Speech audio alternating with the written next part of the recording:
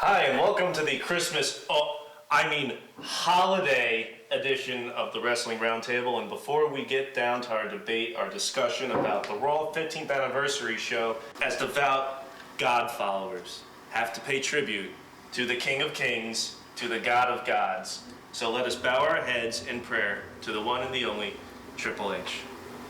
Our Lord, who art in Connecticut, hallowed be thy name. Thy title reign come, thy will be done, on earth as it is in WWE. Give us this day our daily DX reunion, and forgive us our overness, just as we squash those who might get remotely over unless Daddy says so. And lead us not into temptation, because right now we're made for life. Hey, Steph. For thine is the kingdom, and the power, and the glory, forever and ever, and you'll never get rid of me. Amen. Now that that's out of the way. That was beautiful. That was beautiful. Just remember, Jesus is fake, but Triple H is real. And joining us on our panel this week is Brett Simonello, a fan of 22 years. And of course, we've already met Rodney LeConte to my left, which would be your right. Rodney LeConte, a fan of 19 years. And Lawrence Haber to my right, which is, and he's a fan of 21 years. I'm your host, Eric Santamaria, a fan of 19 years. And as fans of all these years combined, we all had to tune in to Monday Night Raw. Thank God for TiVo. The 15th anniversary show, which actually should be the 14th anniversary show in 11 months because, it's in January. January, yeah, it really is. But who's counting? My question What's is, history? Oh my God. my question is, how can anyone possibly enjoy this show? That's the question. That's my question. Would you care to answer? Hard news. I can sum it up in one word. Sonny. Sonny came back after, 10 years? Just about. About And 10 years, she yeah. looked About 200 gorgeous. pounds. I missed it. I missed something. It's more like 9 and 150, but just about. Who are you more jealous of than Hornswoggle? When he was just nestled right in the mother of earth, just right in between both of those things. Just happy as I don't like the M word, a little man in big boobs. M-word being midget? We don't like that kind of word. All right, well, the midget was nestled Little between person those is the beautiful appropriate tits. And having met Sunny a couple months ago, I can attest that she looks great. I mean, obviously, a few months ago, she did not look so spectacular. I think the word is train wreck. Oh, sure. Well, after a seemingly endless tirade of the usual bunch of boring crap we've seen before, it led into our first match about, 25 minutes into the show. The opener was Jeff Hardy and Carlito in the ladder match. I see you enjoyed that match. I'm glad Carlito decided to stay. He's Why? one of my favorite guys. He's a prick, he's a jerk-off, he's young, he's got moves when he wants to use them. He's cool, man. He's cool. I thought the ladder match was okay. It was certainly better than their Money in the Bank match this year at WrestleMania, but definitely not the best ladder match of the year. But Or that's the, past few years. It was a good match for Raw. not really. If you use the standard of Raw's past, not really. But heck, they haven't been doing that in a while anyway. But it just seemed like a non-stop rerun of the exact same segment.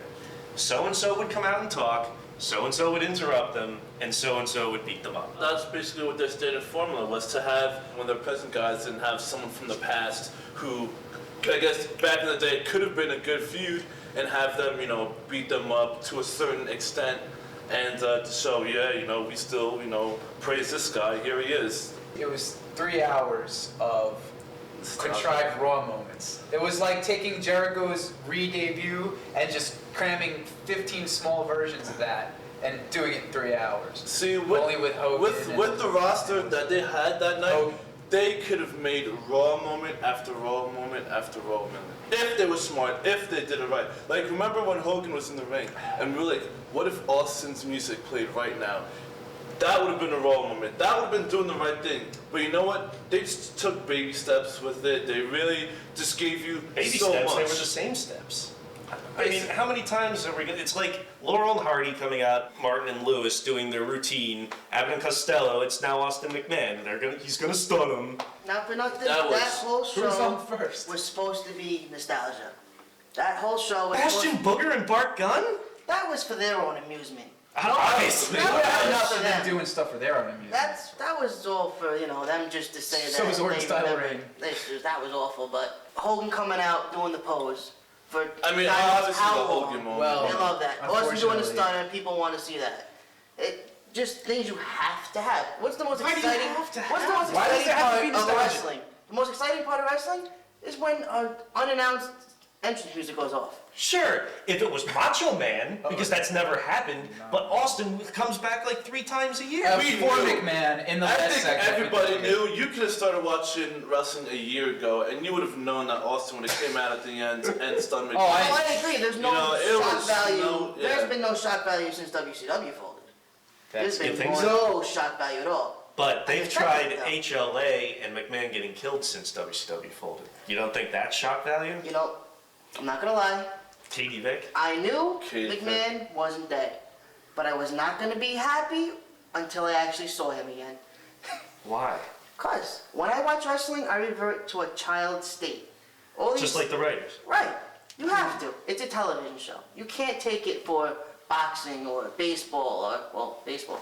Or you can't take it as a sport. You can't take it as this should have happened. Of course, or I know this you're should saying you happened. have to take it as entertainment, Yeah. But you know what? You eat their crap so much, you just gonna get tired of eating the same crap. But that's every entertaining week. because they tell us it's entertaining. You should be entertained because Bastion Booger's fat and the writer guy wears a thong. Like, I could watch like any stupid show, Yeah, you know what, any stupid bad comedy, any bad sitcom and get that entertainment. I don't want to see like, New stuff. well, no, I want to Yes. see new stuff, but like if they're gonna have Hogan come out, that was like the worst of the 4 or 5 Hogan returns that they've done. That was horrible. He looked like shit. I tuned in to see Hogan. Yeah, me I did too. not tune in to see Hogan pose with a midget. And I understand McMahon and Austin. Like, At least I understand the 100%, Khali, nostalgia. Come on, if you're gonna do him and Khali. Well, they're do trying to all set the it way. up for WrestleMania. If they go So, through with well, but that's Yeah, like hopefully they will. that's like when they set up Austin McMahon at Homecoming and they didn't do it. You know, Or they Austin do Hogan. stuff. Austin Hogan. Yeah, but look, there's a fat guy in a thong. You know, yeah, That's okay, old, we know. it's old, it's old, it's old. It's always fart jokes, fat jokes, tits, Gay and jokes. no wrestling in Austin at And the a end. DX It's been reunion. like that since '90. Yeah, it really- I had agree enough. to the point where it's- Nostalgia show or not, I've had enough of that. That be my wrestling. All I'm gonna say is that the most over guy on the show is a midget. Who is damn Little entertaining. And on that note, we're going to go to our first break. We're going to talk more about the show we were supposed to enjoy, according to Mick Foley, when we get back. I enjoyed Bang, it. bang. Welcome back to the Wrestling Roundtable. We were talking about the Raw 15th anniversary show, and as I mentioned as we were going to our break, a few days before in a publicity appearance interview or something, Mick Foley said that if you don't enjoy this show, then something's wrong with you or you weren't ever going to enjoy it. And I could not disagree more. That ass right in front of him. Well, I've been accused of being the most disenfranchised wrestling fan around. I don't enjoy anything. Not true at all. I enjoy a lot of stuff. They're just not doing it. well, Mick Foley himself has said that he's a whore. He will Which do he is. anything for a paycheck. Well, look what he did on I don't blame the him. show. What did he do? Was he there 3 seconds? He legitimately bothered me. And he you know meant what? that when he said it, probably. Yeah, of He probably course. believes that. You Oh, know. Well, you know why? Because he's got, 3 little kids at home? They probably love the friggin' thing. Well, they don't know any better. Do it. Whereas us, Can't do we've been watching since January 11th, 93, before that with Primetime. So we followed this whole saga, and I wrote an essay a few years ago that they really need to change everything. Not just the booking, not just the wrestling, the down to the visual, jam, the visuals, audio, the format of everything. music. And since the Attitude Era, Nothing. It's Nothing the has same changed. damn thing. Steve, turn the Titantron like oh, that. it's a parallelogram now. And instead of we have wow, and it just, Yeah, I mean, just a theme song. It's almost as if we're in the, It's like the politicians. pop era of wrestling, you know, just in theme instead of song. it's like politicians. Instead of the president's hair being combed this way, it's this way, but it's still the same. Well, I really Yeah. think that because the Attitude Era, Austin Rock, Triple H, from 98 Which to you'll about never get again. 2001, they looked at that as, well, we were the most successful we've ever been. Copy. They're trying to hold on paste, to that. copy, paste. like But it's you'll never dead. get it again. You gotta move on. 20-minute opening segment setting up main event. Austin Running into main Starr. event. Set up. It's Jeff Hardy pins the champion, setting up that he's going to lose. I mean, I know wrestling's booked that way forever, but we know that like Jeff Hardy's not winning at the pay-per-view because Yeah. Booker T also pinned Triple H. And no, I'm But talking then- about the against Orton. for the title. And we also know that they're trying to set up WrestleMania where we know Orton's going to have the belt. It's just we can Are see you it. saying that Jeff Hardy might have a chance of beating Orton at the Not I don't a think chance. so. Not a chance. But- But you know what? As a wrestling fan, I would it's like to sad. be I mean, it behind really that. is sad that you can predict almost everything because you watch TV, so you can't predict it. That's the whole fun of being I didn't think Edge entertained. was gonna win at the pay-per-view. Oh, come on, no offense. I didn't think Edge was gonna win. You know they're setting up WrestleMania now. Right after Survivor Series, they go right into mode, put the Yeah, but belts on even the if you heels. didn't know, like, were you really surprised? Like, oh my God, Edge won. No, so we were at Hooters, no reaction, everybody got up and left. It wasn't like, yeah, Edge won. Well, one guy who likes Edge because apparently people... What I would have good. been surprised if Jericho won the belt. That Yeah, was surprising. because you know what's that going to was- happen. Exactly. You But would- you know you- what? They're not willing to take those risks anymore. That's You would have been surprised because you know it's something that they don't do in their glass bubble. in the bubble. What I don't like about their glass bubble is it's too contrived. It's I'll give you an repetitive. example. Sure. Jillian Hall comes out, God, I hate her. and Trish comes out, Lita comes out. Love Trish Trish. Now- is fucking all. Trish and Lita great. are face to face. They're gonna fight, She looked and then they team up on Jillian Hall, and then they break kayfabe pretty much, and they're all hugs and kisses, and we're happy now. Which is okay because it's a nostalgia show. But it Yeah. doesn't make fucking sense. Doesn't have to. A second ago, they were gonna go at each other's throats. I don't think that's the best example of their formula thing. I think a better example is Was Bischoff coming out Yeah. talking, and then Jericho put him in the walls. But Eric's right about one thing. They break their own kayfabe way too often with stuff like that. You know, like Triple H and Austin, and like people were bitching that Punk was drinking a beer at the end of the show. He wasn't. It was Yeah, the the soda. point- It was the soda. But you know what? There should be somebody that says, look, we don't want people to notice that. Casual wrestling fans don't have a memory. Well, yeah, We that's proved just it. bad. But that's No, but because their they program memory people. might be from 99 to I 98 disagree on. with that. We don't want I a disagree memory. with that. Jericho I come don't back. want a memory. Eric mentioned that when They Jericho want come back, memory. he was fired from Raw. They didn't really explain how he was unfired because they don't explain anything anymore. Yeah, but they let that slip under the radar by choice. Well, not by If they choice. even Maybe remembered. maybe they didn't care. Yeah, But they I don't remembered. think wrestling fans have a short memory. I don't think so. Look, For instance, Go ahead. if Macho Man's music hit, you Oh. don't think he would get the biggest pop of the I fucking think mouth. casual, yeah, real yeah. fans That's not what I'm always talking did. about. I'm talking about explaining things. Like, how come Austin and Triple H never? How come they didn't reunite the two-man power trip? Yeah, that's You like didn't how- reunite- like- you like- didn't like- reunite- like- Genre like- of Family Matters. How many times is Triple H gonna turn on Shawn Michaels before I'm we surprised she wasn't in the Battle Royal too.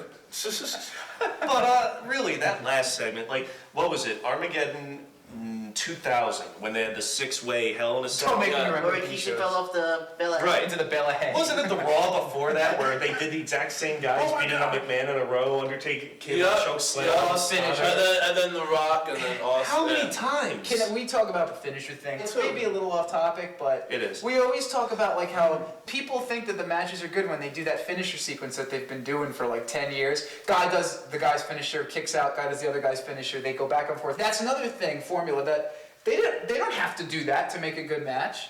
Just like when they reintroduced submissions to the main event. They didn't have to do that, they chose to do it, the fans accepted it, and there you go. Well, speaking of matches and how they were put together in shows, real quickly, we all saw Armageddon. There weren't too many matches, but what do you think about the pay-per-view? Following up the Raw 15th anniversary. I think it's really fucking stupid to have that big of a show the Monday before and then Yeah. expect us to pay for something else when they all would have paid Yeah. for that. Yeah, Raw was true. bigger than the pay-per-view. Right. I just like the fact that they put Jeff Hardy over Triple H, ruined it by smiling. Oh, Triple H is my hero. He completely No, ruined it sold with it. one facial Yeah, expression. he did it on purpose because Jeff Of course he Hardy- did. Jeff It's Hardy like- was fast the whole match. Goldberg beats Hogan. Hogan gets up and goes, It's also two faces going up against each other, and he knows that he lost to the underdog, so I guess he would have yeah, to but he's almost smile. Triple That's H. like- Everybody doesn't knows that matter. it doesn't happen. That's, Yeah, that's, right. like, that's like 1, 2, 3 kid pinning That's the Hogan logic. and in a That's the roll-up. exception that proves the rule. That's the logic that they use to explain why he smiles. If he beat him with the swanton, it would have been different, but he beat Of him course. with the roll-up. So it's So he didn't really put him over too much. Like Shelton. Yeah. He got lucky. exactly he Yeah, got lucky. big difference. What Sean about Benjamin, what the fuck did they do with that guy? what Well, about that could be a whole nother show. Every week he gets every in. week we mention how he's fucked up. Hey, But, no, stop him. speaking of which, how about Jericho's reaction or lack thereof? Oh, I think he got a pretty big reaction Show when me people watch. thought that he would win the belt. Anybody would have got that reaction. Yeah. In the match? During the match. Well, I'm talking about when he came out. There were like 3 Dead. people clapping. Yeah, You know Batista what? got a big reaction. because his re-debut was nowhere near his first debut. People were expecting Jericho, Rock, that sick, never forget that moment. That didn't happen. I don't know, me personally, He I a just jobber? come back. Yeah, What the yeah. fuck was that? They showed him before he debuted, which a lot of people are ripping on. It. You know what? I believe that it was cool at the time, but I was wrong. You can't do that. You No. can't show the guy and then expect the arena to. Yeah, I didn't like that. I You can't hated do that. I It's hated like that. when they brought the NWO back and they showed him like before. On the Heat. Heat. On Heat. I was like, everybody just wants to hear the and see them come out and freak out. And it was like a Raw. Since when the pay-per-views open with a promo? Everything is Raw. Indies are Raw now. Everybody does Raw. There's no more wrestling. It's everybody does Monday Night Raw, and how they do it is the standard. And that's not a good thing. It trickles It's not. down. It's not a good thing. They see, what the mothership of wrestling is doing, ROH and they got can try to Raw. copy it, right? Maybe they say, well, we're not Raw, we have 2 entrances. We're not Raw, we have 6 segments. yeah. Don't get me started on that. God, I was in ROH show and started with like a 6-sided 10-minute promo setting up the main event. I'm like, what? Well, we're not Raw, and there is one thing I'm going to say before we go to our break. Jericho, if you're going to rip off a Naomichi Marufuji move, can't you pick a better one? I mean, in the first That knee place. thing? Yeah. Fuck that knee thing. Yeah, fuck that knee thing. Fuck that. Fuck But stay anything. tuned. We're going to be back with more Wrestling Fuck Roundtable anything. when we come back. Welcome back to the Wrestling Roundtable. Joining us on the panel here to my right, which would be your left, is Chris Harris, a fan of 15 years. And our second topic here tonight is, can American fans accept foreign wrestlers? Now, obviously, right off the bat, a lot of American fans are going to think, well, foreign wrestlers like Tajiri, Funaki, not exactly mid-card, let alone main event wrestlers. Are the fans, like the general fans, WWE, maybe even TNA, are they too trained in a specific American WWE style to accept a foreign wrestler? I think it comes down to booking, plain and simple. I think that if I'm watching Raw and I see someone like Morishima from Ring of Honor come running out and just destroy someone in the ring, I'm going to get behind him. I don't care if he's Japanese, Canadian, American, I could care less. Whether he can speak English or not? It doesn't matter. Stick Estrada on him then. Give him a manager, hire Larry Sweeney, hire somebody to be his mouthpiece, and just let this guy tear through your roster and you will have a giant name built right there. Do you think the fans are too trained to accept something so different? No, because I personally think that every wrestling fan, male, female, old, young, we all want one thing, and that is something different, something new. And I think foreign wrestlers We just spent a provide whole that. segment talking about how it's the same shit for 15 years. And I think that's why we all feel deep down inside. We may be watching, but I think everyone's looking for something new, something to break the ground, so to speak. And I think foreign wrestlers, because, even indie wrestlers, they are all trained to be in the WWF. Whether they're pretty much In I think- Mexico, they're trained to be in WWF. No, I'm not talking about in the States. Okay. In the Indies. States. Indies in the States. Yeah, I think every wrestler is trained like this, more or less the same style. All right, so when you get a foreign wrestler who's trained outside of this bubble and comes in with a whole different style that immediately catches your attention, I think that fans will get behind them. But what's the counterbalance here? You take a guy who's the perfect example here, like Mysterio. Fans love him, and have historically in America. But in WCW, he was a lot closer to his Lucha Libre AAA roots than, let's say, he has to adapt that into a WWF style. Well, I think character. that's what I think WWF just, any wrestler, whether they're Mexican or not, they just have to adjust to their style. By design. By design. They make them. They make them. It's not, I don't think it's Mysterio's choice that he has to take it down a few levels once he got That's to also to WWE. save injuries, though. How many times has the guy been hurt? He's only been with the company for 5 years. He's been Save out. injuries or save He'd face. still be doing the same style. Yeah. Save face, like Juventud Guerrera. When he got the tryout, they said, don't go all out. And the dark match, and he did. Why? Because first of all, he doesn't give a shit. And second of all, because it's gonna make the other guys look bad. Like, do you remember the Ahmed Johnson shoot? Yeah. Ahmed Johnson said that in '96, Shawn Michaels, the champion at the time, took him aside and said, hey look, you're doing all this high-flying stuff, these planches and stuff. Who's gonna care if I do it when the 300-pound guy's doing it in the mid-card? Which makes sense, but you know what that means? Only if you're trying to Social- save face. Social Darwinism, man. If Ahmed's the guy that can do all that stuff, just like Brock. Brock could do what Triple H couldn't, so Exactly, that's what I Jealousy. mean. Yeah. Jealousy. It's nothing to do with being foreign at that point. It's just, shit, this guy's better than me. Uh-oh, and he's bigger and he can do all the stuff I can't. Now, we're talking about a lot of foreigners coming into WWF, and a lot of times, like I mentioned with Juventud Guerrera, they get stuck with these horrible stereotype gimmicks. Nothing is more embarrassing. When I tuned in years ago to SmackDown, because I knew Juventud, Psychosis, Super Crazy, excuse me, they're all good wrestlers. That's why I tuned in to watch. But then when my sister sees me watching and they're coming out on lawnmowers, I have to explain why I'm watching this stupid crap. It's being lazy. Yeah. It's just being lazy. Yeah. It's like Vince looked out his window and saw a couple of guys cutting his lawn and was That's just like, oh, this would be a great lazy. I gimmick. think But Hoovy and Tasteless. Super Crazy and a lot of these guys, the fans like, the Regardless. indie fans, okay? The smarts like them because they're foreign wrestlers. I mean, Sometimes, let me just make a point. Chris described, what he just described as Morishima is Umaga. Now Umaga would have been just as over doing Umaga if he looked like Samoa Joe without the clown makeup, as you put it last episode. However, when he becomes the Samoan bulldozer, even Estrada's a stereotype, by the way. course. But when he But becomes he a was getting Samoan over it. bulldozer, it's like almost like a joke because he's like a savage, and when he screams, he's like, you But know. we've been seeing that for years, Well- But what about the Nitro fans? When the I mean, everything was hot in Nitro in '97, but the Luchadors, when they came in, guys like La Parka and Psychosis and Juventud They were because Mysterio. they were doing cool shit. Right. They were having the hottest matches Because on the card. WCW fans weren't trained the same way WF Attitude fans are. It works both ways because a lot of times people like Morishima is over because if he's over. He's over because the Japanese fans, the American fans, those smart fans have this respect for every Japanese guy just because he's Japanese. Like Muta sucked for a long time, and Liger's not who he used to be, and Misawa is still the man, but obviously he's fallen off in years. Kabashi has had a lot of stuff. Well, that's respect level. Chono, yeah, but Morishima does not deserve the same respect as Chono and Muta, but he gets it because he's Japanese, and the smart fans are trained. If they're Japanese, they're if Morishima's name was Big Joe Dancing or something, and he came out and he was like, "Oh, my hair take over Ring of Honor," and he did it, and it sucked as bad as Morishima sucks. Then I'd root for him. people Just wouldn't like be like, Joe "Well, it was Dancing Big alone." Joe Dancing." That would be root pretty for him. awesome. Do you think if they're stuck with a stereotype gimmick, that prevents them from getting over? Sometimes, Or will the talent rise above that? Yeah, the talk can only go so far as what the writers let them.